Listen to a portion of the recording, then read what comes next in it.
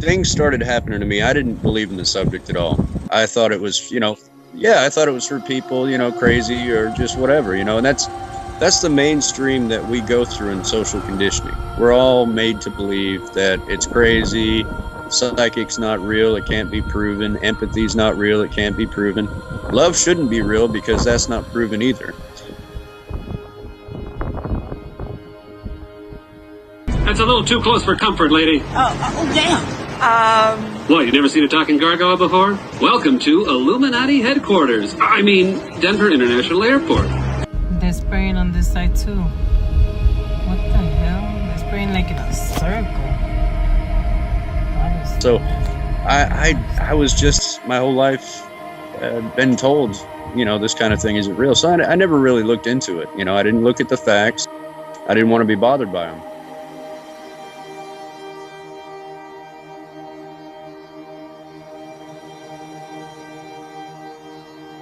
Can somebody tell me what is that there? Because the sun is over here. I had a very, very simple life, simple mind, in the middle of, redneck country in Arkansas, very simple life, raising children. To answer one question, I got a hold of someone when things started to happen to me.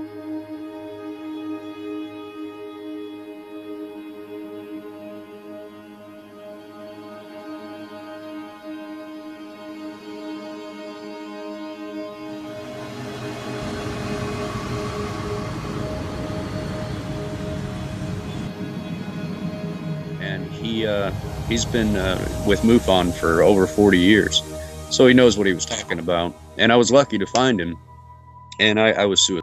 I was scared. I couldn't believe all this was real. And he talked me through it day after day, spent his times. And he said, Eric, one day when you're ready, when you get off your knees, I want you to help people the way I help people. But it was July of 2013. I had woken up outside my apartment. I have no idea how I got there. And I was looking at a orange sphere, about 35, 40 feet in diameter. It was rippling, glowing like the sun.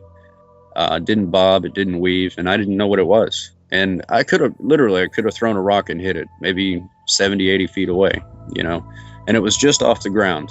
Telephone pole 75 feet. This was about 60 feet off the ground, very close. So as I woke up, I got more and more confused about what I was looking at. It was really bright, but it didn't illuminate the street. It didn't illuminate the apartments. Very strange, the more I thought about it. And I figured by the time, sunlight came up, it was around 4 o'clock in the morning. And I figured around sunlight, I'd be able to see that it was an optical illusion. I can laugh at myself and go to work. That's what I wanted. And this thing didn't move at all.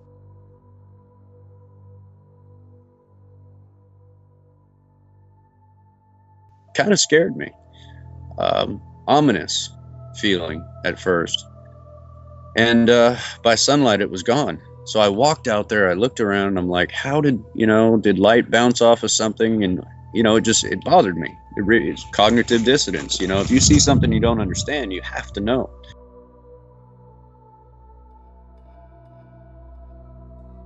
So it bothered me all day. I got home, homework with the kids, television, all that stuff. And I went outside for my nightly smoke, 9:30 at night. And I was pacing my one-story apartment, and I was looking in that one spot going, my God, was it ball lightning? What was it that I saw? Just running all this stuff through my mind. And all of a sudden it went like that. It turned on in the same spot very slowly, like that. It started to move very slowly and went completely off and completely back on over and over again as it circled all the way around me. And by the time it got just over my one-story apartment, it was just a few feet away from my face. What is up, ladies and gentlemen? This is James LaFleur with the Impossible Channel. Welcome back. Guys, today I'm going to let you continue watching this wonderful video. Eric's going on Netflix and he's gonna go wide. This is gonna happen right now. It's gonna be a different and a new thing. So it's kind of like in the past, they talked about the Americas and people were like, you're crazy, the Americas do not exist. It's kind of the same thing, but it's happening now and it's happening here. Before it happens on Netflix and in Hollywood. This is happening on YouTube, this is happening on the Impossible channel. Now Eric got to live with Travis Walton from Fire in the Sky. You know the story. Well, anyway, so he got to live with Travis Walton after he had this crazy encounter. The Pentagon got involved. He got to know things before they happened. He got into a lot, and he's gonna talk about it right now. And he wants you to share this story. Eric is just like you and me, right? So this is like, you gotta understand, folks, he's being brave. So let's continue. And I want you to leave a like, subscribe if you haven't, and I'll see you again. It blinked twice really fast and shot away as fast as a bullet. No sound, no sonic boom, no whooshing sound. And so I was shaking. Like my knees were shaking, my hands were shaking. This thing was intelligently controlled. The energy it would take to operate this thing is beyond anything that we have or capability. It was just, I could barely move, you know, like a goat that gets scared, you know, they stiffen up and they almost fall, or they do fall. That's how my body just locked up.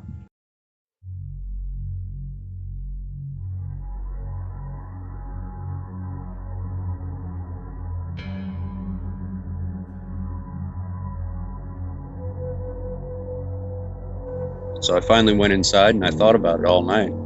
I could not figure out what it was. My friend Dan, he was from Wright-Patterson Air Force Base. Have you heard of that? Spent 8 years there in the Air Force, and he lived right across from me. And he came out and we were looking for the leak in my car, and he noticed something was really bothering me. Everybody did, but you know, I was just saying I'm a little stressed, but I was having anxiety, you know, I was scared.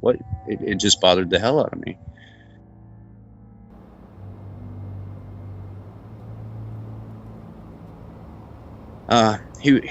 He handed me a beer, you know, a Bud Light, and he said, "This will help calm your nerves. I know it's stressful being a single parent."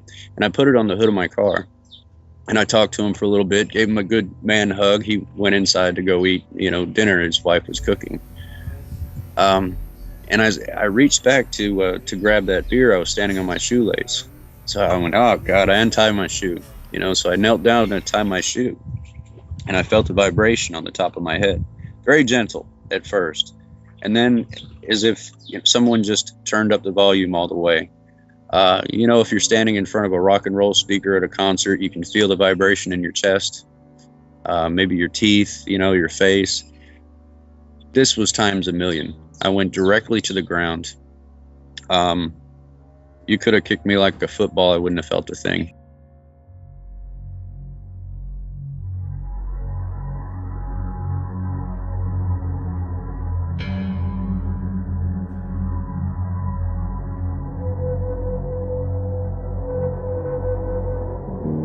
The vibration was so strong, lack of better words. I knew I was throwing up because my throat was open for a long period of time. That's the only reason I knew I was throwing up. And the only thing I could think through my mind was, I'm being killed. My vision was impaired in that instance, so everything was kind of blurry. And all I could think of doing was get as much fluid in me as possible. So I was drinking cranberry juice, water, I was spilling stuff all over myself, you know. And that morning I started to feel a vibration on the top of my head. So I grabbed the counter and I braced for it because I thought I was being attacked again. And the moment I would relax, it would go away. Well, this happened about 4 or 5 times, and I was sitting on the couch. And at this point I'm thinking, I completely lost my mind. None of this is real. And I need professional help.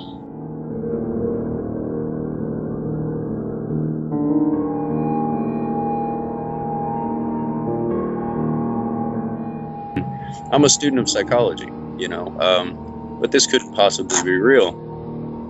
So I paid attention to that feeling that I had, and all of a sudden a sound shot through my mind, literally a sound. And I jumped up, I walked back and forth. I'm going, this isn't real. My God, this isn't real. I calmed myself down again, and I did it again. And it was like almost a feeling inside my mind. that I could locate, and it would just vibrate and create noise. That really bothered me. Now, my daughter graduated high school at 14 years old, and she put her ear there and she goes, "Oh my God, Dad, what is that?" And I showed her again and again. And the little scientist that she was, she put a bowl of water on my forehead and had me lay down. And when I do it, it would vibrate the water, and she would film it. One of these are silly little experiments, but it was validation for me that someone else knew that there was something going on. The next day, she came home with a stethoscope. She asked me to do several different sounds, variations, to show level of control. You know, therefore there's not tinnitus or a heartbeat in my head, or, you know, the obvious critiques. But this object came back night after night, almost every single night. There were communications. There were Black Hawk helicopters that would show up, F-18 Hornets that would chase this object away. It would come right back. And these things would take a long time to turn around. It'd already be in my yard again, just playing with them, literally playing with them.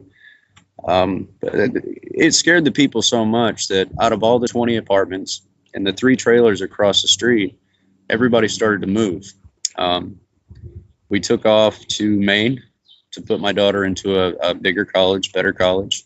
The first night we were there, we were on the 3rd story deck. An object came up over the trees into the street, scared the hell out of my new neighbors. They were kicking chairs over trying to get back inside because we were on the deck having cigarettes. And went to Vegas. There were sightings over my home there. Come to find out, there was a man named Lieutenant Colonel of the United States Pentagon that was stalking me and my family. He didn't send goons to do it. He did it his damn self. My neighbor Debbie, she was a porter at the Lakeshore condos down the street from where I lived, went into this man's room to clean out his, put fresh soap, you get fresh sheets, a porter. And there were pictures of me and my children all over his bed, shopping at Walmart, playing baseball in the park, me going to work, me coming home from work, a ledger where he wrote down everything that we did.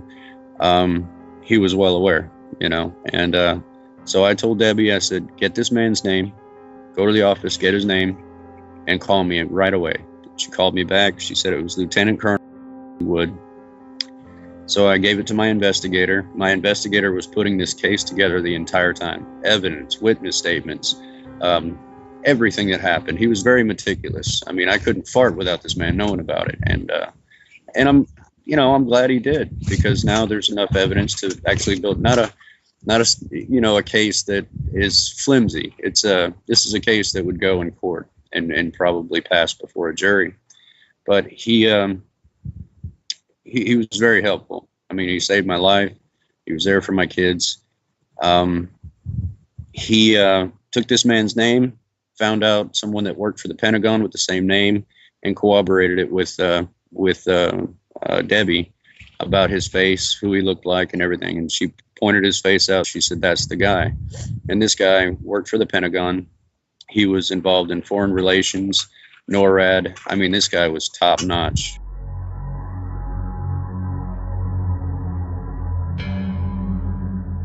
Man, I've learned a lot. I've learned an awful lot. I went into ufology, met Travis Walton. I lived with him for about 6 months. We corroborated quite a bit. I met with a lot of ufology. Not a good place to go, because if you're an experiencer, they don't like you. And I didn't give a shit if they liked me or not. I was there to tell the truth. And, all of them, they said, "There's no program in the Pentagon." I said, "Wait for it." And it happened. Up front now, the former Pentagon military official who ran the covert government program up until this last November, Luis Elizondo. Luis, thank you so much for your time tonight. I mean, first, tell us what the purpose of the program was and why it was so secretive. My gosh. An unidentified flying object. Look at that thing, dude. Spotted by 2 Navy fighter pilots flying high above the clouds. Look at that thing. It's rotating.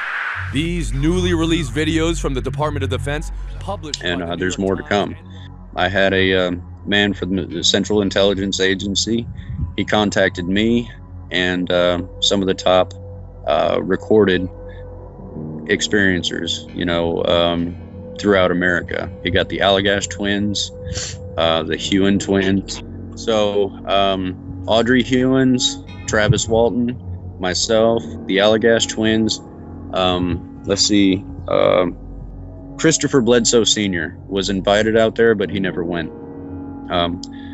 We pulled up. He wasn't there yet. So as soon as I walked through the door, because I've seen it on YouTube, you know, Jack and Jim Weiner from the Allagash, and people are skeptical. And I'm always skeptical unless I see something, you know. I mean, unless I absolutely know, then it's always a question, you know. And as soon as I walked through his front door, I saw his screensaver on his computer, and it was a perfect rendition of this object, the one I saw, you know.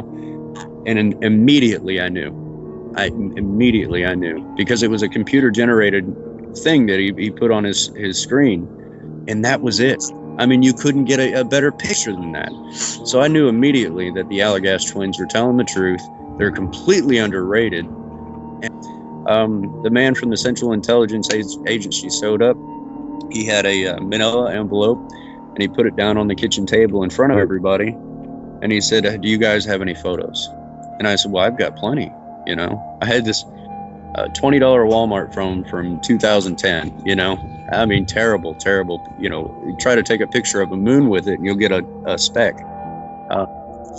So I opened it up, and I had a picture of a UFO at 20 feet away from my person. And I put it on the table, and he looked at it and he said, "Where did you get this photo? The internet?" He was angry. And I said, "No, I took that picture." I said, "You can look at the, you know, on the phone and see the information, the date, the time." He gave me quite a bit of information. He said, "Eric, you haven't been spoiled or splundered by all the fame, the book sales, and you know, all that." He said, "I want to tell you some things that might want to hang around with you for a while." And he said, "I'm not going to tell you the full truth, but I'm going to give you some hints. And if you find out for yourself, then there you go." And he wanted to tell me the years and years and years that they've been studying this. They have never dropped it. They've never let it go. It's very, very highly compartmentalized. Very few people are involved.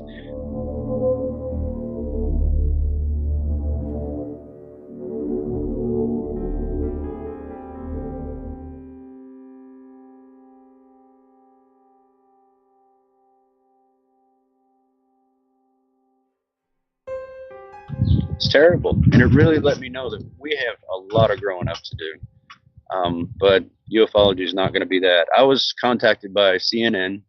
I was contacted by 60 Minutes and several other smaller news organizations. I did do a news briefing in Portland, Maine, because there was a report of a UFO over my house, and they wanted to talk to me about it.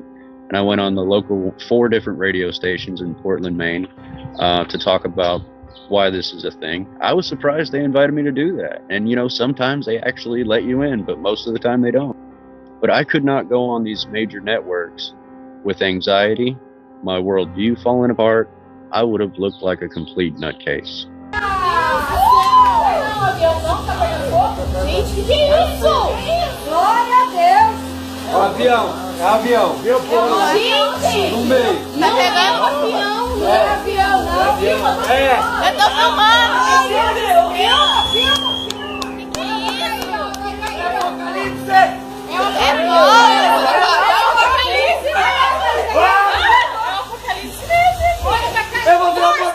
Because I was a time of fear. I was not well put together like I am today. Now, if they call me today, yeah, let's do it. Let's do it, because you know, you want a lie detector test. You want my results from, you know, going under regression. Do you want? I mean, what kind of proof does a person need? And put this right in my ear. Okay. It's a regular shirt mic, nothing special about it, and we are going to show full control of making sounds with my brain, as crazy as it sounds. And I am ready to go. Okay, Eric, you ready? We're going to do bursts of 4. Recording 30 seconds.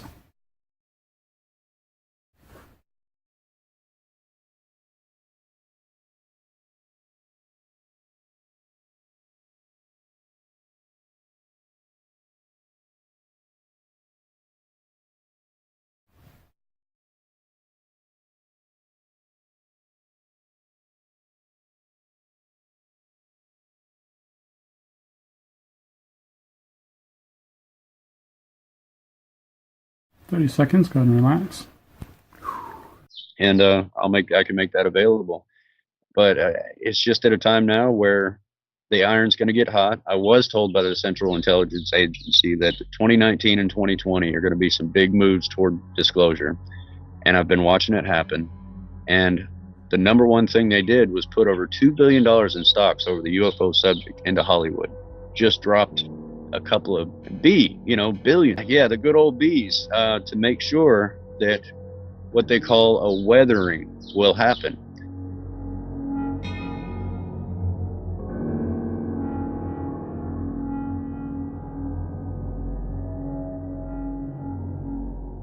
This has to be a very slow weathering, as I've heard them say, into people's understanding. And in doing so, you can slowly pipe it down, control the masses, control the situation. The corporations can have their cut of the pie. Politicians can have a cut of theirs. But the people are still under the mind control in which we were born into in the first place, for lack of better educational words. Because that's what we do. We're in economic slavery. Why is it hard to buy meat? Why is it hard to gas up my car? Why is it hard to pay rent? There's so many other things in life to focus on. I'd like to look at a few birds, maybe some deer in the yard, have a slice of pizza or two, smile a bit, but this economic slavery is not built for humanity. It's built to control it. I mean, we're surrounding ourselves with everyday household appliances that can connect to the internet, spy on everything that you do, your information. We have computers that put together psychological profiles of all of our neighbors. I mean, this is a digital prison built around people that are happy about this new technology, but the danger in it has so many consequences. Nobody wants to live. Yeah, nobody wants to live in a socialism society where if you fart in your house, it goes straight to the Pentagon. It's too evasive.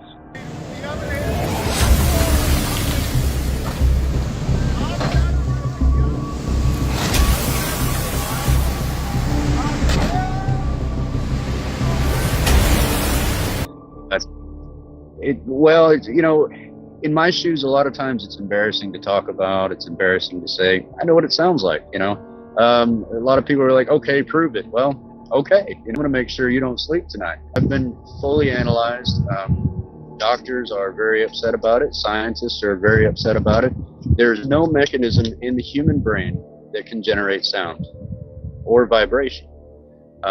Your brain has no nerve endings, no mechanism to make sound. I mean, so what they're looking at is impossible. But on a much smaller level, you're looking at positive and negative ions interfering with your outside source at all given time. And, if you can set it off like I do, you can put an EMF meter right here on my forehead and tell me to red line it or orange line it or, do anything like that.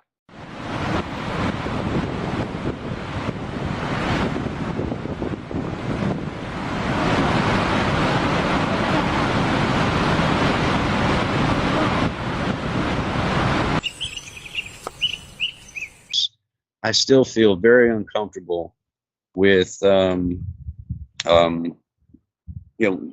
talking about it without being able to show it. And I feel uncomfortable that I'm different, but I always get the worst, feedback when it comes to showing those things. The damn producer wanted it for Netflix. And I'm like, guys, I don't even want to talk about this until I land on that plane. When I land and get off the plane, I want your sound guys to be right in my face because I'm going to show you something you've never seen before. That story sparked his obsession and explains the alien looking out from the side of Bigelow Aerospace. It made for the kind of conversation you don't ordinarily have with an accomplished. UFOs have come to Earth. There has been and is an existing presence, an ET presence. And I spent millions and millions. I probably spent more as an individual than anybody else in the United States has ever spent on this subject. Sorry that some people will say, did you hear that guy? He sounds like he's crazy. I don't care. That in our space travels, we will encounter other forms of intelligent life. You don't have to go anywhere. You can find it here. Yeah. No, it's not kindergarten here. It's not that simple. We're addicted to football, Honey Boo Boo, reality TV. We've got to get the next best computer, next best cell phone. We're addicted to ideas that don't even make sense. These are ideas out of greed, and I mean, so on and so forth. We are, as a species, addicted to all the wrong things. And so I think if we started helping ourselves a little bit, that we'd get a little more intervention. But for now, it's who they pick and choose to deal with, and on a strict basis.